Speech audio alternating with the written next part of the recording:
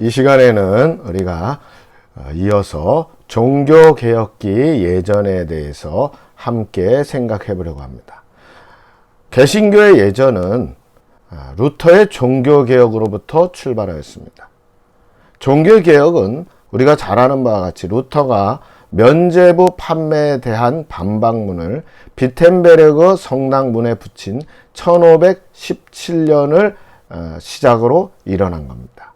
종교개혁 당시에 교회의 부패와 한계에 대해서 개혁했다고 할 수 있습니다. 그 중에 당시 교회의 예전적인 부분에 대해서도 종교개혁이 일어난 이유가 있었습니다. 그것은 종교 로마 중세 교회가 예전이 라틴어로 집례되면서 이미 이해하기 어렵고 또 성도들이 참여하기 어려운 실정이었습니다. 설교는 점차 줄어들었고 성만찬의 떡과 포도주가 예수 그리스도의 살과 피로 변한다는 화채설이 강조되면서 점차 성만찬의 의미도 변질되었기 때문입니다. 또한 예전이 사제 중심으로 진행되면서 수세기 동안 정체되고 그런 의미에서 예배 예전에 개혁이 필요했던 겁니다. 루터 예전을 살펴보면 루터는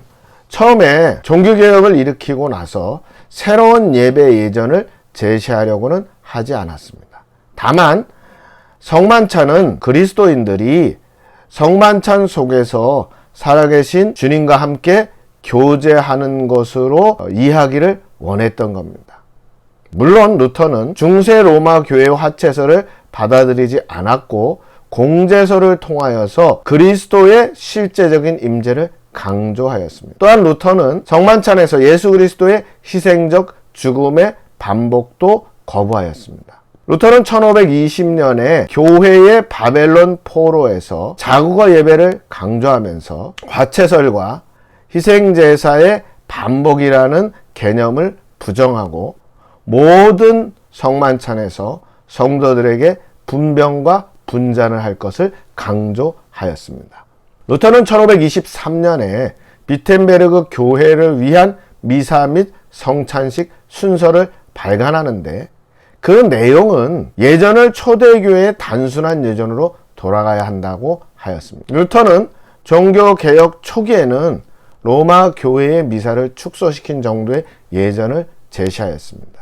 루터가 처음에 제시한 예전에는 라틴어를 계속 사용하였고 대부분의 의식과 촛불과 향과 제의는 그대로 사용하였습니다. 반면에 루터는 평신도 부분은 오히려 대폭 삭제하여서 봉헌 순서에서 신경송과 성물 준비 순서만 남겨두고 성만찬 제정사 외에 전문과 중보기도의 기도, 성만찬 기도는 생략하였습니다. 그 내용을 살펴보면 다음과 같습니다. 루터의 비텐베르그 교회를 위한 미사 및 성만찬의 순서 예전 1523년 입당송, 키리에 엘레이손, 대영광송, 연도, 서신서 봉독, 층계송, 복음서 봉독, 사도신경, 설교, 떡과 잔의 준비, 주님께서 여러분과 함께 하시기를 응답, 그대의 영혼에도 함께 하시기를 여러분의 마음을 높이 드십시오. 응답, 우리가 마음을 주께 높이 드나이다. 여호와 우리 하나님께만 감사드립니다. 응답, 그것이 옳고 당연한 일입니다. 권면, 성만찬 제정의 말씀, 축복, 상투스, 주기도문, 성체 분급, 찬양하면서 축도 이렇게 하였던 겁니다. 그리고 루터는 1526년에 독일 미사 및 예배 순서를 발간하는데 평신도를 위한 주일 예배 예전의 모습을 소개하였습니다. 루터의 독일 미사 및 예배 순서 예전 1526년 말씀의 예전으로 입당송 및 독일 시편 찬송, 자비의 연도 3회, 키리에 엘레이손입니다. 짧은 기도, 서신서 봉독, 독일어 찬송, 복음서 봉독, 신앙고백, 사도신경, 이때 성만찬이 준비하고 설교, 성만찬 성례전으로 주기도 해설, 권면, 성만찬 제정에 대한 말씀 봉독과 분병과 분잔, 성만찬 참여, 찬송하면서 성만찬 후의 기도, 아론의 강복 선언, 축도, 민수기 6장 24절부터 26절. 루터는 위의 예전에서 성경 봉독과 그 말씀에 따른 설교를 실시할 것을 분명히 제시하였습니다. 그는 초대 교회의 성만찬의 순서와 형태를 회복하려고 하였고 성만찬을 매주일 집례할 것을 강조하였습니다. 루터는 비록 제단, 촛불, 제의를 예전에서 한동안 사용하긴 하였지만 입당송을 독일어로 번역하였고 중간의 찬양들을 독일어 찬송으로 바꾸고 니케어 신경 대신 독일어로 된 사도신경을 사용하였습니다. 루터는 특히 예배에서 설교를 필수적인 요소로 만들었습니다. 자신의 설교를 항상 성경 본문에서 시작하여서 수사학이나 웅변술에 의지하기보다는 일상의 신뢰를 통하여 성경의 내용을 전달하려고 하였고 주석적인 설교를 하려고 하였습니다. 루터는 설교에서 회중들에게 하나님께서 말씀하시는 것으로 생각하고 하나님의 뜻을 바르게 깨닫게 하기 위하여서는 본문의 뜻을 명확히 파악하고 본문에 따라서 설교하려고 하였습니다. 루터는 성만찬과 설교의 관계에 있어서 성만찬의 떡과 포도주에 하나님의 말씀이 부여되지 않는 한 아무런 의미가 없다고 했습니다. 즉 말씀이 성만찬을 만든다고 했습니다. 루터는 하나님에 관한 지식은 오직 그의 말씀을 통해서만 얻을 수 있고 하나님은 언제나 그 말씀의 외적 표지를 주셔서 그의 사랑과 자비를 사람들에게 분명히 믿게 하는데 그것이 성만찬이라고 하였습니다. 루터는 예전에서 설교와 성만찬을 통해 그리스도인이 하나님과 만나며 하나님의 자비와 사랑을 경험한다고 생각하였습니다. 루터는 설교를 회복시키고 매주일 분병과 분잔이 집례되는 성만찬이 포함된 예전을 제시하였고 다만 루터의 한계는 제의, 촛불, 제단 같은 중세적인 것들을 완전히 버리지 못한 것이었습니다. 두 번째는 이제 쯔빙글리 예전에 대해서 생각해 보려고 합니다. 이 쯔빙글리는 성만찬을 칼빈이나 루터와는 달리 은혜의 방편으로 여기지 않았기 때문에 성만찬을 기독교 예배의 정규적인 순서로 여기지 않았습니다. 쯔빙글리는 성만찬에 대한 견해로 상징론, 소위 기념설을 가지고 있었습니다. 그가 상징설을 주장한 것은 성만찬이 떡과 포도주가 예수 그리스도의 살과 피를 상징하며 예수 그리스도의 죽으심을 기념하는 예전으로 보았기 때문입니다.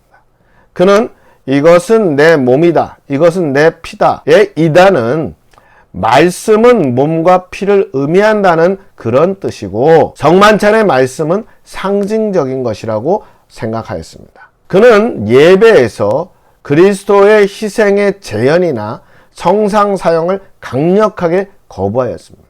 그리고 그는 예배의 가장 중요한 기본적인 요소로 생각하였던 것은 성경 봉독과 죄의 고백과 설교를 중심으로 한 예전이었습니다.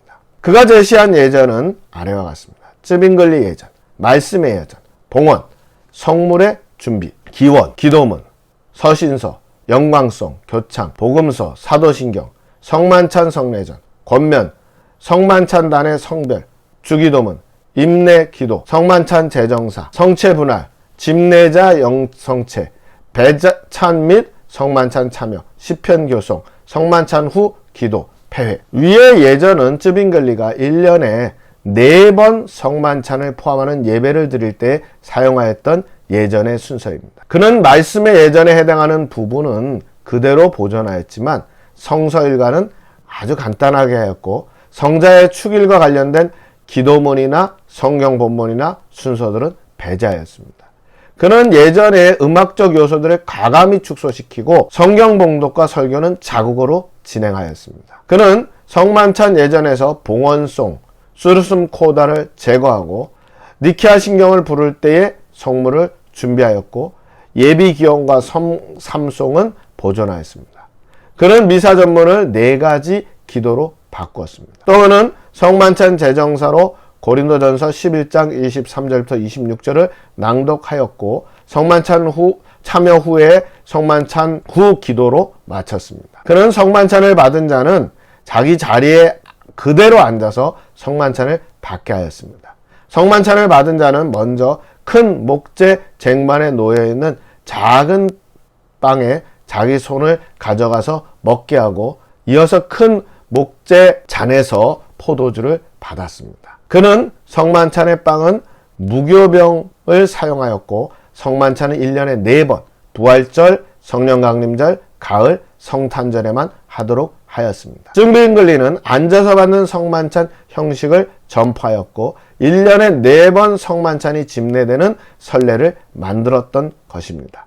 쯔빙글리는 근본적으로 기념설의 입장에서 성만찬의 의미를 깊이 생각하지 못한 한계를 지녔습니다. 또한 그는 성만찬에서 모든 교회가 교제를 나누고 천국의 교제를 나눈다는 의미를 많이 상실하게 하는 한계를 지니고 있었습니다. 세 번째는 부처의 예전입니다. 부처는 1537년에 예전을 만들었습니다. 이 부처의 예전은 개혁교회의 예배 전통에서 아주 중요한 의미를 가지고 있습니다. 왜냐하면 이 예전으로부터 나중에 칼빈의 예전과 스코틀랜드 교회의 예전이 파상되어 나왔기 때문입니다. 이 예전의 특징은 떡과 잔을 받을 때 사람들이 성만찬상 앞으로 나아가서 서서 떡과 잔을 받거나 무릎을 꿇고 받는 것이었습니다. 이 예전이 집례되었던 스트라스부르크에서 큰 교회는 성만찬이 매주일 집례되었고 작은 교회는 한 달에 한 번 정도 집례되었습니다. 부처의 스트라스부르크 예전은 다음과 같습니다. 부처의 스트라스부르크 예전 1537년 말씀의 예전, 죄의 고백, 속죄의 말씀, 용서의 선언, 시편송, 찬송가 혹은 키리에와 영광송, 성령 임재를 위한 기도, 운율 시편송, 성경 봉독, 복음서, 설교, 성만찬 성례전으로 봉헌, 성물 준비, 이때 사도신경을 노래함, 중보기도와 성만찬 기도, 주기도문, 권면, 성만찬 제정사, 성체 분할, 분병 분잔, 성만찬 참여, 시편송이나 찬송을 부름, 성만찬 후 기도, 아론의 강복 선언, 축도. 이 예전의 특징은 중보기도와 성만찬 기도를 성만찬 앞부분에 둔 것입니다. 이 예전은 초대교회의 전통을 따라서 구성되었습니다. 성만찬 제정사는 성만찬 기도와 따로 구분되어 나타납니다. 또한 이 예전은 성만찬을 받는 사람들이 앞으로 나아가서 받고 자리로 돌아오게 했습니다. 성만찬이 있는 예배의 경우에는 설교자가 설교를 마친 후에 성만찬에 대한 설명을 하고 회중이 바른 믿음과 헌신된 마음으로 성만찬에 참여하게 하였습니다. 또 그 설명에는 예수 그리스도의 몸과 피를 받으려는 우리는 죄악 속에서 타락하여 영원한 죽음에 처해 있으며 우리 스스로는 하나님 나라에 들어갈 수 없다는 것이었고, 또한 그 타락한 우리를 구원하시기 위하여 영원하신 하나님의 아들이 육신이 되어 오심으로써 그를 통해서 다시 회복함을 입고 거룩하게 하셨다는 것입니다. 또한 주님은 교회의 성만찬 예식 속에서 그의 거룩하신 몸과 피를 가시적인 떡과 잔을 통해서 우리에게 주시며 우리는 언제나 거룩한 성만찬을 통하여 그분과 교통한다는 것이었습니다. 또한 우리는 머리 대신 그분 안에서 살도록 해야 한다는 그런 내용으로 하였습니다. 그리고 우리는 주님께서 우리의 몸과 피를 주시는 성만찬을 통해서 의와 진리와 축복의 생명이 된다는 그런 내용이었습니다. 이 스트라스부르크의 예전은 칼빈의 예전에 많은 영향을 주었습니다. 특히 칼빈은 매주일 성만찬이 집례되어야 한다는 부분을 아주 강조하였습니다. 네 번째로 칼빈의 예전을 생각해 보려고 합니다. 칼빈은 예배에서 성경 말씀의 권위를 확립하고 예배 가운데서 주님의 만찬이 완전히 정착되기를 원하였습니다. 칼빈은 예배 예전에서 말씀만을 중심으로 하는 예전을 목표로 하지 않았습니다. 왜냐하면 그가 매주일 예배에서 성만찬을 초대와 같이 단순성과 조화를 가지고 집례되는 것을 회복하려고 하였기 때문입니다. 종종 그러한 칼빈의 의도가 어디에 나와 있느냐라고 많이 이야기합니다. 그런데 그것은 칼빈의 기독교 강요 초판에서 우리가 살펴볼 수 있음을 기억하시기 바랍니다. 칼빈은 중세 미사를 벗어나서 초대 교회의 공중 예배를 기준으로 삼고 스트라스부르의 예전을 참고하여서 제네바로 돌아온 후에 1542년에 예전을 발간하였습니다. 칼빈이 만든 예전은 죄의 고백이나 중보기도, 성만찬 기도 등의 부처의 예전을 그대로 따르고 있었습니다. 다만 칼빈은 해설이 더해진 긴 주기도문을 더하였고 1542년에 칼빈은 제네바 예전을 다음과 같이 제시하였습니다. 칼빈의 제네바 예전 1542년, 말씀의 예전, 예배의 부름 시편 124편 8절, 죄의 고백, 속죄를 위한 기도, 시편 찬송, 은율에 맞춰, 성령의 임재를 위한 기도문, 성경 봉독, 설교, 성만찬 성례전으로는 구제를 위한 헌금, 중보기도, 주기도문 해설, 성물 준비, 사도신경을 노래함, 재정의 말씀, 권면, 성만찬 기도, 성령 임재를 위한 기도입니다. 성체분할, 분병례, 분병 분잔, 성만찬 참여, 시편 혹은 성경 말씀 봉독, 성만찬 후 기도, 아론의 강복 선언, 민수기 6장 24절부터 26절. 위의 예전은 칼빈이 매주일 교회 예배 속에서 고대 교회의 단순하고 간결한 성만찬 예전을 회복하려고 했음을 보여주고 있습니다. 칼빈은 말씀과 성례전을 은혜의 방편으로 강조하였습니다. 그러나 사실 칼빈이 매주일 성만찬을 집례하였던 것은 예배 현장에서 구체화되지 못했습니다. 행정 권한을 가졌던 제네바 관료들이 이를 가로막았기 때문입니다. 그들은 주일 예배에서 성만찬이 분리된 쯔빙겔리 예전을 제네바시가 따르도록 했던 것입니다. 칼빈은 제네바에 오기 전에 기독교 강요에서 분명하게 자신을 밝혔습니다. 기독교 강요 초판에 보면 성만찬에 관한 한 그것이 교회 앞에서 아주 자주 최소한 일주일에 한 번 거행된다면 그것은 아주 적절하게 집례되었을 것이다 라고 기독교 강요 초판에서 말했습니다. 물론 칼빈은 제네바에서 성만찬이 매주일 집례되는 것을 위해서 노력하였습니다. 그러나 그는 제네바에 되돌아오도록 초청받았을 때에 화평을 위해서 1년에 4번 이상 성만찬을 집례하는 제안을 받아들였습니다. 칼빈은 제네바시 당국의 간섭 때문에 자신이 원하지 않는 성만찬 관례를 따랐지만 그것이 신약 성경과 초대교회 가르침이나 방법과는 다르다는 것을 알고 있었습니다. 칼빈은 예배가 항상 성경적이어야 함을 강조하였고 예배가 회중에게 이해 가능하여야 하기 때문에 자고 예전을 강조하였습니다. 또 예전이 단순화되어야 한다고 보았습니다.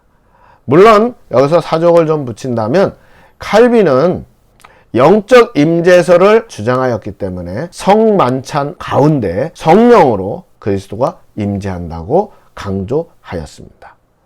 다섯 번째는 스코틀랜드 장로교의 예전입니다. 한국교의 예전을 이해하는 데 있어서 스코틀랜드 교회의 예전을 이해하는 것은 중요하다고 할 수 있습니다. 왜냐하면 언더우드 같은 초기 선교사들이 스코틀랜드 예전의 영향을 많이 받았기 때문입니다.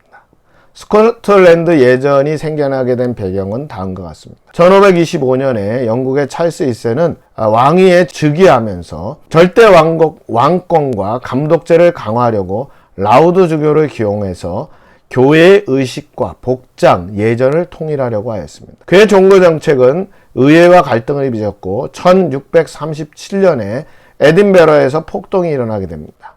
스코틀랜드 교회는 1638년에 감독제를 폐지하고 스코틀랜드 교회의 자유를 선포하였습니다.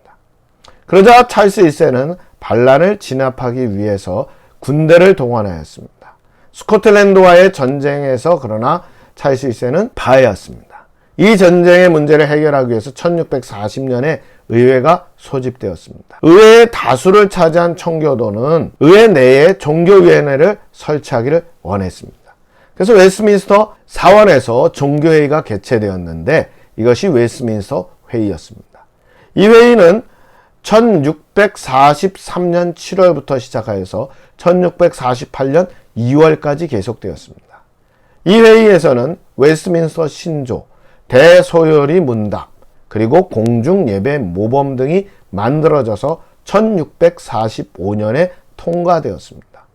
그리고 스코틀랜드 교회는 그것을 총회에서 통과시켜서 장로교회의 신앙과 예배와 조직을 확립하였습니다. 바로 이 공중예배 모범에서 스코틀랜드 예전이 출발하였습니다. 스코틀랜드 예전은 다음과 같습니다. 스코틀랜드 웨스트민스터 예전 1645년 말씀의 예전, 예배의 부름, 기원, 경외, 찬양, 성령 임재를 위한 기원, 구약 봉독 한 장을 읽음, 신약 봉독 한 장을 읽음, 운율 사용한 시편송, 성경 봉독 전이나 사이에, 고백과 중보의 기도, 설교, 기도, 주기도문, 성만찬, 성례전, 봉헌, 구제헌금, 성만찬, 초대사, 성물의 배열, 성만찬, 제정사, 권면, 성만찬, 기도, 임내기도, 창조와 섭리에 대한 감사기도, 구속에 대한 감사기도, 말씀과 성례전에 대한 감사기도, 기념, 축성기도, 성체 분할, 분병 분잔, 성만찬 참여, 집례자가 먼저 받음, 권면, 참된 삶을 위한, 성만찬 후에 감사기도, 운율 시편 찬송, 시편 103편, 축복기도, 이렇게 구성되었습니다. 이 예전은 칼빈의 제네바 예전을 본받아서 시편 찬송을 부르게 하였습니다. 이 예전은 성경 봉독에서 신구약을 한 번씩 읽도록 하였고, 설교한 본문을 읽은 다음에 설교 전에 목사가 죄의 고백에 대한 기도와 간구를 하게 하였습니다. 이 예전은 설교자가 하나님의 말씀을 선포한 후에 성령의 도우심을 기도하였고, 시편 찬송 후에 죽도로 예배를 마치게 하였습니다. 이 예전은 성만찬을 자주 하되 주일 오전 예배 설교 후에 하도록 하였습니다. 이 예전은 영국과 스코틀랜드 교회 개혁, 예배 개혁의 표준을 제시하는 기여를 하였습니다. 다만 말씀과 성만찬의 연결 문제, 예배에서 의식과 상징의 적절한 조화를 이루는 데 한계가 있었습니다. 즉 점차 예배 시간에서 설교 중심의 집회 시간으로 바뀌게 되었고, 예배가 목사의 역할에 집중되었습니다. 이 예전에서 평신도의 역할이 축소되고 찬송을 시편 찬송으로 제한하여서 나중에 한국교회에 많은 영향을 주었습니다. 초기 선교사들이 한국교회에서 철저히 웨스트민스터 예전을 좇아서 예배를 소개하고 인도하였기 때문에 한국교회도 설교 중심의 집회적인 성격을 지닌 예배 예전의 모습으로 나아가게 된 겁니다. 종교개혁자들은 공통적으로 예배 예전에 있어서 로마교회가 가졌던 희생제사의 반복이라는 개념을 부정하고 화채설을 거부하였습니다.